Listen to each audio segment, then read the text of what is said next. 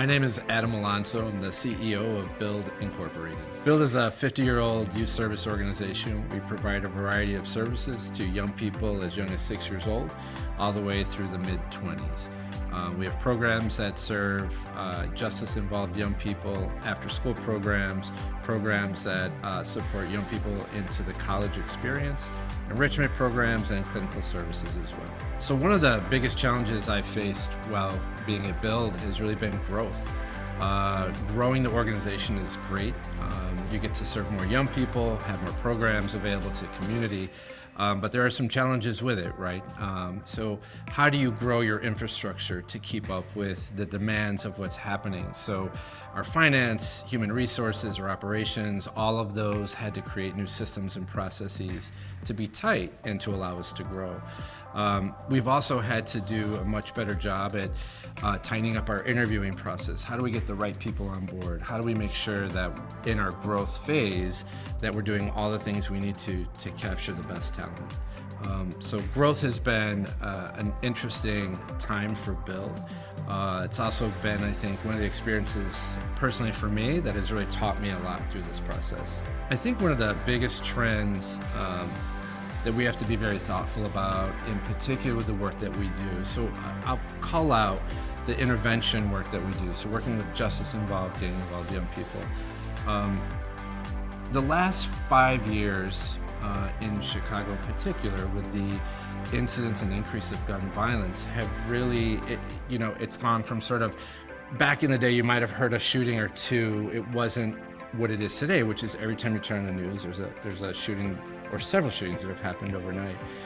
And so our concern, particularly in the industry, is that our employees who are doing this work, there's no respite, right? So for 4 or 5 consecutive years, they have been working through traumatic events with the clients that they work with. And so we call it vicarious trauma. That's a secondary trauma that they're experiencing.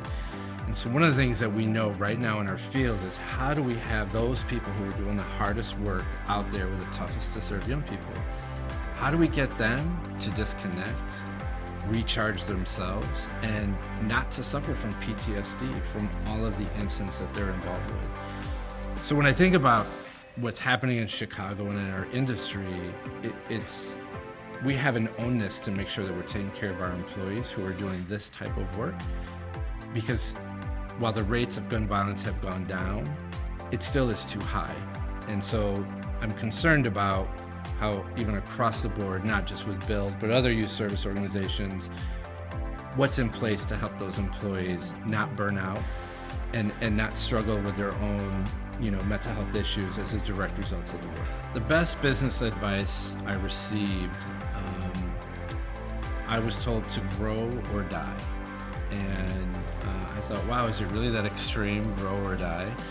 And as I thought about it, it probably resonates with me, because I typically find myself in, how do we grow? How do we make something better? I'm not content to just kind of sit and maintain. That's certainly not who I am as a professional, but it makes sense. I mean, what else would you do if you're not growing?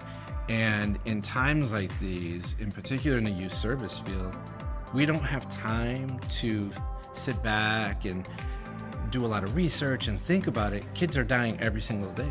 You have to respond.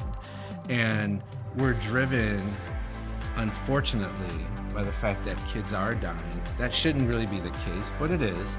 And so therefore we must grow.